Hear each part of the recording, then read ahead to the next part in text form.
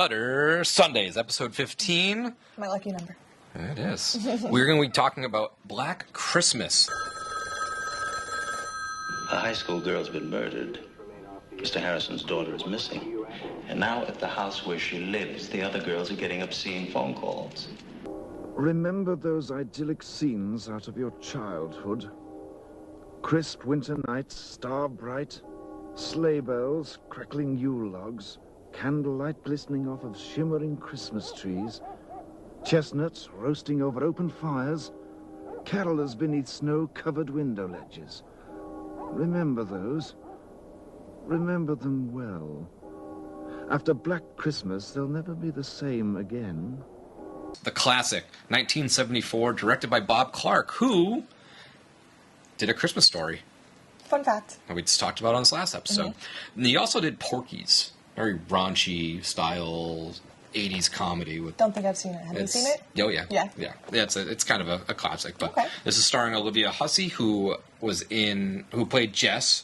She did, obviously this is an older movie, but she was in Romeo and Juliet in 69, Death on the Nile, which is part of the Agatha Christie novel series, which we have remakes of today, the Murder on the Orient Express and also Death on the Nile, those movies that, like that murder sleuth style stuff that I've seen. And she was actually Audra in It, the 1990 series. That's cool. Yeah. I didn't know that. We had Keir Dullea, who was in 2001 Space Odyssey. We had Margot Kidder, who was actually Lois Lane in the Christopher Reeve Superman movies in 78 and 80. So, pretty good cast for that time. Yeah. It is obviously a much older movie from 74, but why don't you run through the short synopsis of Black Christmas for us? I think it was like all shot in Canada too. I think there's a lot of Canadian actors and whatnot too. Yeah. I looked it up. Yeah. Yep. All right, let's get into it. While on a Christmas break, the girls of a sorority house are being terrorized by a mysterious stranger who won't stop calling. Things take a turn for the worse when the girls start disappearing one by one.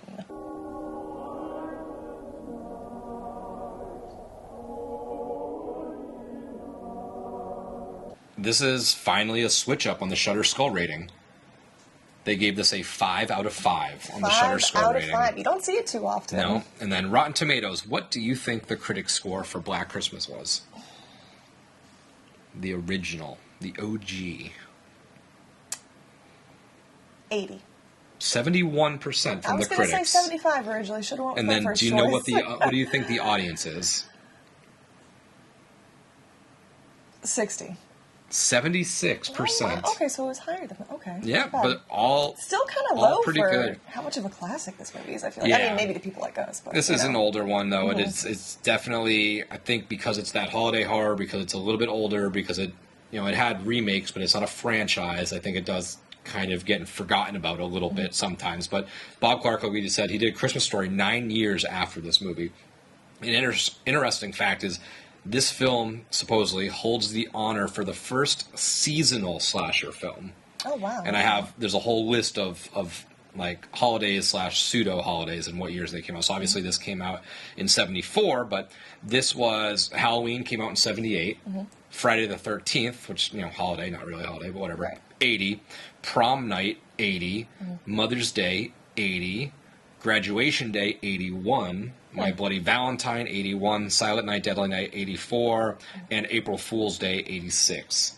So that was like a run of like these like day themed holiday horror slashers, whatever you want to call them. But this was kind of the first one. This was many people might have thought this was the first like POV slasher style thing, but it actually goes to Peeping Tom in 1960. I know this, the intros and the kills are very similar to that Halloween, like, not first person shooter, but like that first person point of view.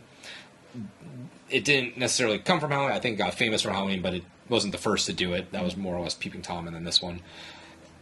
The release of this was a little weird. It was released on the same day as Texas Chainsaw Massacre when they did a wide release. It's so funny. I was just going to say, I feel like this came out the same year as Texas Chainsaw Massacre did. It did. And they released it on the same day that Chainsaw got a wide release. Because Chainsaw was released smaller, and then when it got the wide release, they dropped Black Christmas the same day as well. I wonder if maybe this was a little overshadowed by the Texas Chainsaw. Could have been, yeah. This was, so and you mentioned Canada. supposedly the writer, Roy Moore, took inspiration from a series of murders that actually took place in Quebec around Christmas time, and they it turned into sort of an urban legend, dubbed like the babysitter and the man upstairs. I was reading about that earlier when I was doing my little research. Yeah.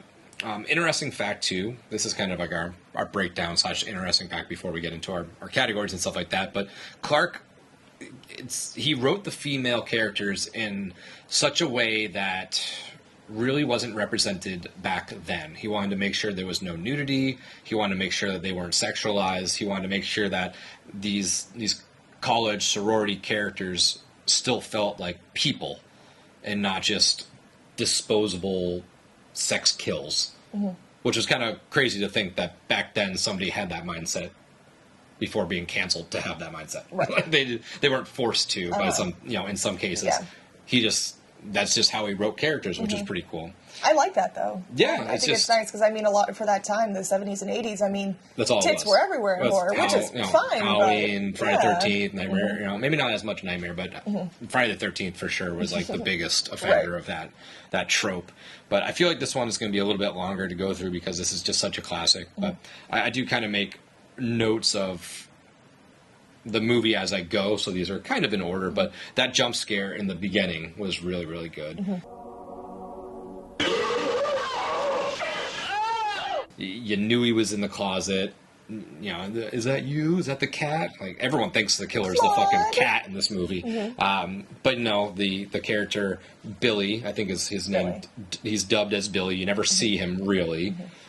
Doesn't necessarily... Just his eye. Yeah, he doesn't definitively have a name, but that's what the community has sort of proclaimed him as, Billy. But he's in the back of the closet and he just jumps out and has these weird, crazy, like, muffled screams. He's just so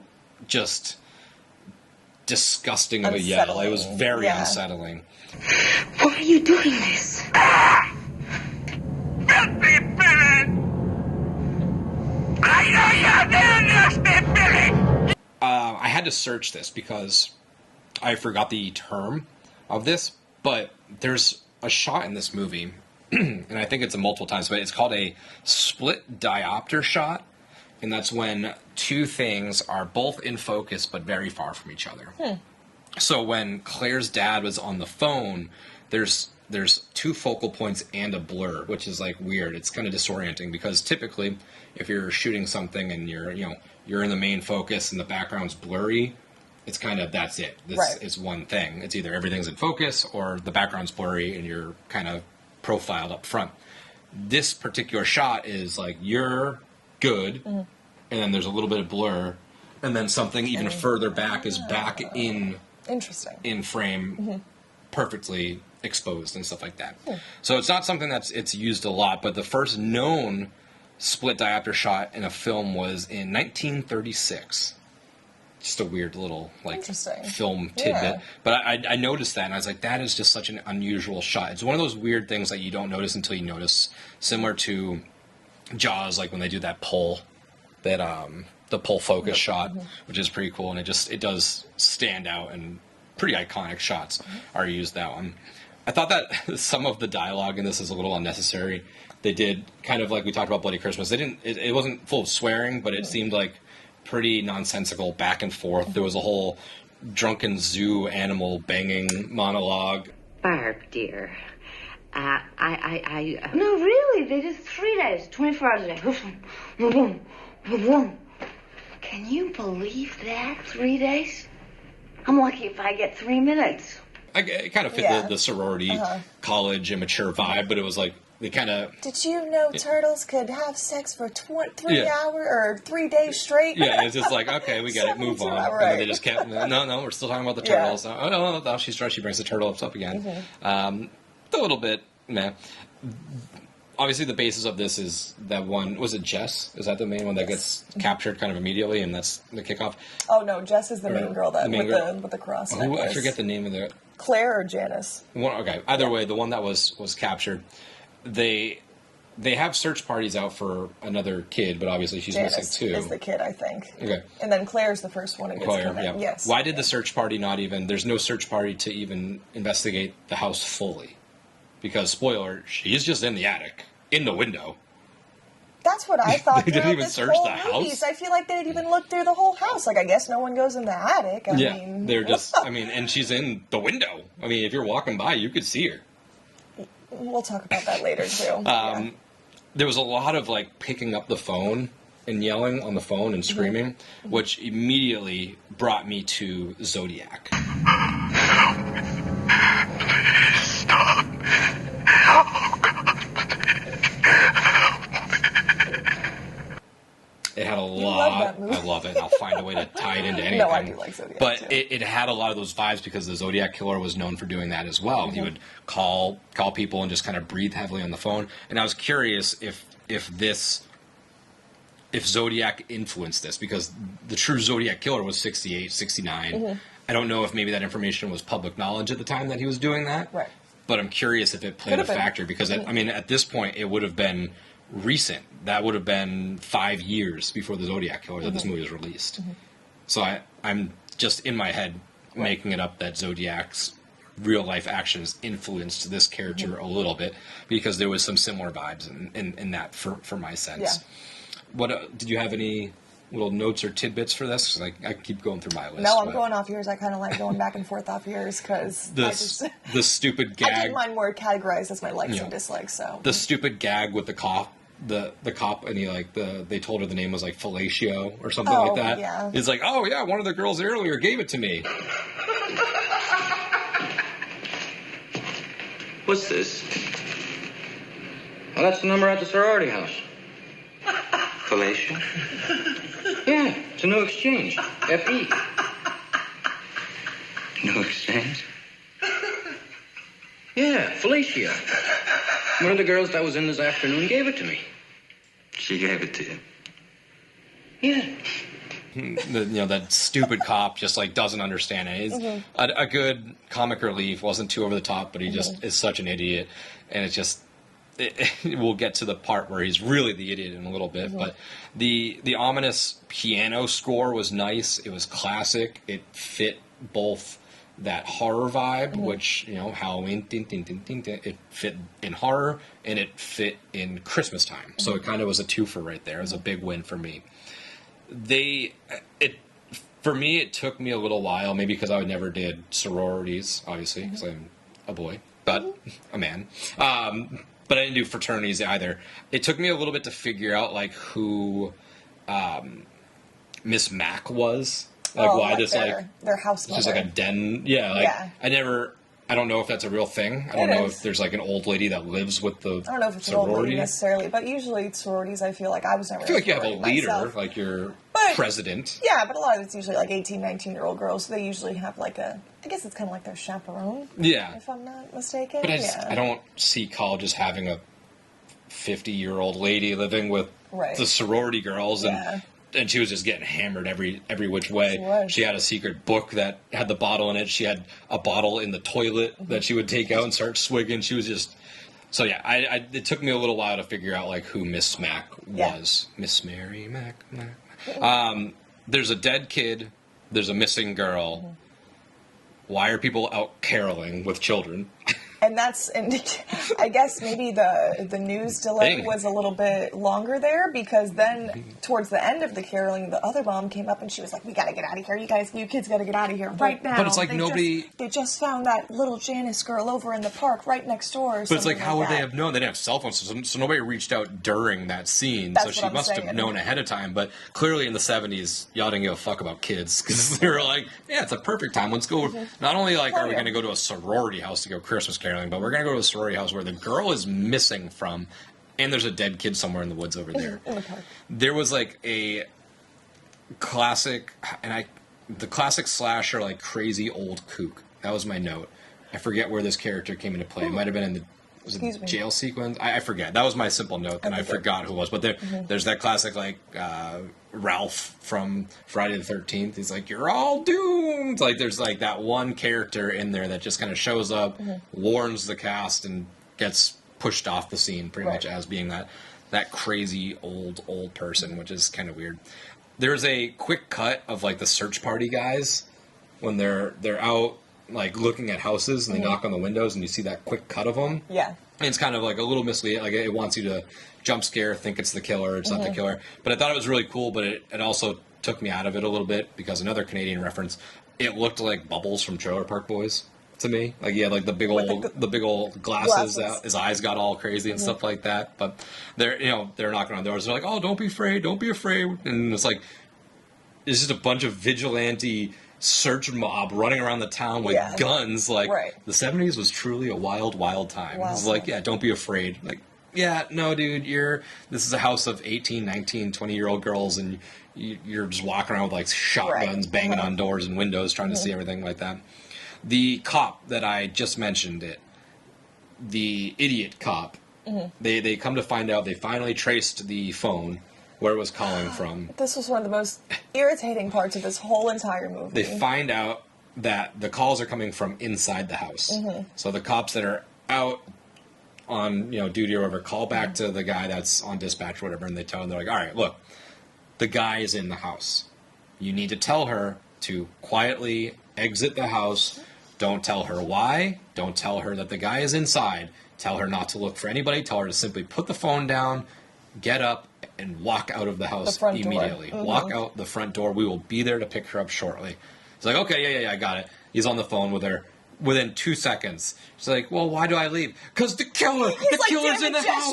He's in the house. Damn it, yeah. And he just like immediately blew it up. Like just the worst bedside manner you could ever have as a cop. I'll get Phil involved. No, don't do that, Jess. Jess, the caller is in the house. The calls are coming from the house. Jess! But it was even worse, too, because, sorry to interrupt you, but the other two investigators were calling the cop to let them know, to call Jess to let him know about this, while they're still sitting in the car, not even on the way. I was like, they just wanted to finish the whole phone call in the car before they even, went to go get her. Like, you know where the phone calls are coming from. I don't know how car phones work, but I can assume if you're moving, it still works. But maybe back then, I don't know. But the other thing, too, if the caller's in the house, how have they never heard him screaming? Because he's always screaming on the other line. Go on, you did, Billy! Billy! So, how do you, in the same house, not hear somebody on the phone screaming? Because he lives in the attic. Is there a phone up there? I'd imagine he'd come down to make the calls. So I think we could talk about it later if you want to, but I feel like the way that this movie, kind of like how you said that, POV kind of view, the way it's shot when it kind of goes through the house, through the staircase, stuff like that. I mean, there's got to be a point where he does make it out of the attic, but I think...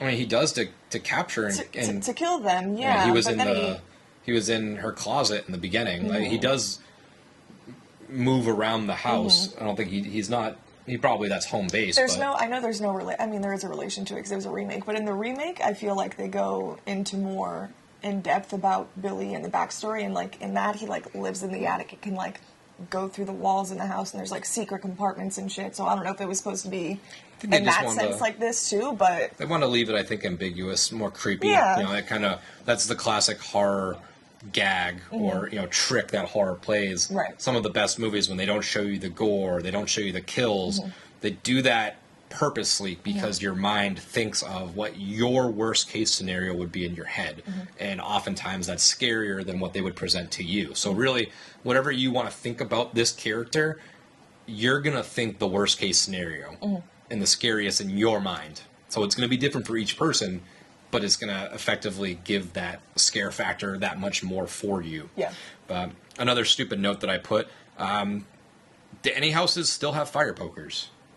If you have a fireplace, I haven't seen a fire poker since the 90s. My grandmother's houses used to have them. But we had a fireplace in my old house, and we had a fire poker. Okay. We had a whole little setup with the little that little thing. I had a stupid note that I took. Yeah. So when you were talking about them tracing the phone calls and stuff like that, I don't know how long they expected this girl to be on the phone and have a conversation with the guy, because he's God, he was still didn't trace it. You're gonna have to ever try again. And this stupid guy, I was like, if he knows where the phone call's coming out from, why is he just not standing there and then waiting for the phone call to come back like the guy at the phone company? I was like, I feel like that was an extra 20 minutes of movie that did not need to be there. Yeah, so let's get into, before we get into our good and bad, the last little moment, the ending. The ending drives me insane on this movie. We'll talk about that too. They don't find Billy. They end up drugging. They don't really give you anything. They drug the girl, essentially, I They think. leave The Jess doctors, in the house. They drug Jess. They lay her to rest because she's gone through a lot and she needs Not time. actually lay her to rest, but... But yeah, well, they lay her down in bed.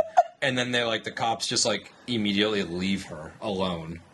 They walk out of the room, both of them. So I thought that too, but then at the end, when the credit scenes roll up, they have the cops standing out front by the front door. Correct, but yeah. still, the front door of the house, but they leave her in the house use. with Yeah. no resolution to the killer. After they already knew he was in there. Yeah. But it's because I don't know where they thought the killer went. They thought it was Peter, her boyfriend, I think. Oh, that's right. Yeah, they thought the boyfriend was the killer, and they're like, "Oh yeah, we're good," and then they just leave her. Spoiler, but this movie's old, so it's okay. They just leave her in the house. They just leave her. They're like, "We got him." So that's it. And they thought she killed him, but in reality, it was Billy. It was Billy. Ooh. Switch, bait and switch. All right, so let's get into the good. What did you have for the good about this movie? Great lighting and coloring for being on film. Some of these, like the Christmas tree lights and the different decor that they had in the house, and some of the outside sequences when Jess is watching the carolers and they have the wreath with the little red lights wrapped around it, and it's kind of illuminating her face. It just looks so pretty. Suspenseful and scary for the time period that this came out in. Yeah. I know we were talking about that this came out the same year as Texas Chainsaw Massacre, stuff like that. Exorcist had came out a couple years earlier, I believe so, if I'm not mistaken. So I feel like this whole kind of cat and mouse, peeping Tom, as you mentioned before, when a stranger calls-esque kind of thing was really creepy for that time, especially with serial killers being more prevalent for that time period. Yeah. So, still holds up today as a good movie. It has made one or two remakes, if I'm not mistaken. I know the 2009 one. 2 remakes. And then 2 or 3, actually. Because I like the Black Xmas is what they call the remake, one, the 2009 one. And then I think there's another one, Black Christmas, that they remade. I'll have to check out. I honestly don't know if I've seen the remakes. Really? I might have seen one of them, but I don't know how. I don't mind it. All of them. Yeah. So for my good, I put everything. I love this movie. The score was amazing. It was shot really well. The scares were there. It's very chilling. It's just, it kind of checked all the boxes. It's not over the top gory. You don't, I really like this movie. It is a scary, suspenseful movie. So the bad, what did you put for the bad? Well, it was kind of a slow beginning. I had to rewatch. I've seen this movie in the past, but I've had to, for prepping for this episode, I had to rewatch it probably 3 or 4 times because I fell asleep each other time that I tried to watch it. But I always try to do it late at night when I'm already tired anyways. But the ending didn't really give you a definitive answer or backstory to Billy and his sister Agnes that was briefly mentioned throughout as well. So it's like, does Billy and Agnes and his whole fucking family live up in the attic and no one knows about it? Or is Billy just crazy and he makes all these different voices for his family members? Because I think, I said, they don't really, I think he voices it too, yes. Because they don't really go into detail of anything about him, but they do in the remake. So that's why I wonder if maybe that's what they thought or that's what they interpreted too. I get a lot of Hitchcockian vibes from this movie. Very much psycho-ish. I just view him as, there is no family. I think he just plays these different parts. But the bad, I put not much. Maybe the search party storyline. I thought that whole was just kind of thrown in there weird. Didn't really be in there either, it wasn't really about the girl, it was about the other kid, and we never really follow up with that. And we found the cadet. It just kind of, are they related? Are they unrelated? Because if they're related, he left the house completely and killed. It was. They could have buttoned that storyline up or just omitted it altogether, I think. I'm not going to interrupt you, but I did have one more dislike, but I'll let you finish. Well, that was all I had for my bad. Okay. So. No one ever went looking for Mrs. Mack? No. She was supposed to go to her sister's house, and the sister never called and was like, hey, where you at? Where's Or she at? call the cops or anything. I mean, I don't know how far her sister lived and was expecting her to get there at what time, but I feel like that kind of just threw me off too. And if they would have even just peered up into the attic that they kept putting into frame too, almost each frame they would pass by the staircase up to the bedrooms through the house and stuff, and they would peer at the attic, and I'm literally if you just looked up they would see her body hanging right there, but I'm okay. Those cops weren't really there. There's no way, there's nothing up here. Yeah, the attic. Nobody's They're supposed to be sorority girls, they don't go up in the attic. Just boxes, they're fine. Yeah. So top moment, what's your top moment from this film? It's basic, but honestly one of the most, I feel classic horror kills without being too much, is the bag over Claire's head when he suffocates that intro. her. And it's just so. And at the end sequence of the film, when they're slowly backing away, the camera out through the window, and you can see her through the window, and all the Christmas lights are still lit up on the house, and the police officer is out front with her still in like the background. It's just such a good scene. I also have I have Claire's body in my top moment. My top moment is when Miss Mac finds Claire's body in the attic, and then she gets like hooked to the face. That was a cool little suspenseful thing for her fighting with the cat, trying to get here, and then she gets pulled up and yanked into the attic. So that was my top moment. What would you change about this movie, if anything? Not too much I would change, but probably, as I kind of mentioned a little bit before, just more backstory on Billy. I would have liked to see. I do like the suspense thriller aspect. Stranger, don't really know anything about him. I do like that, but I don't know. I just like a little bit more sometimes. Yeah, I would change in the similar world. I don't really care to know more about Billy. I do wish that we found the different routes he would take through the house. Yeah. I would like if there was like these secret passageways, and then they kind of discovered like, he's like, creeping around in between the wall boards or something like that. Like how he got there. Yeah, just something simple. Some random guy squatting in the attic. I don't need a whole bunch of explanation as to who he is, why is he doing this and that. It would have just been cool to see how he navigated through the house. That's really all. Who is this for? I feel like this is for anyone who likes classic horror films with a nostalgic holiday vibe to it. Yeah. Yeah. I put just for the classic. Simply as that. The classic horror fan, if you're into Hitchcock style, this is probably right up your alley.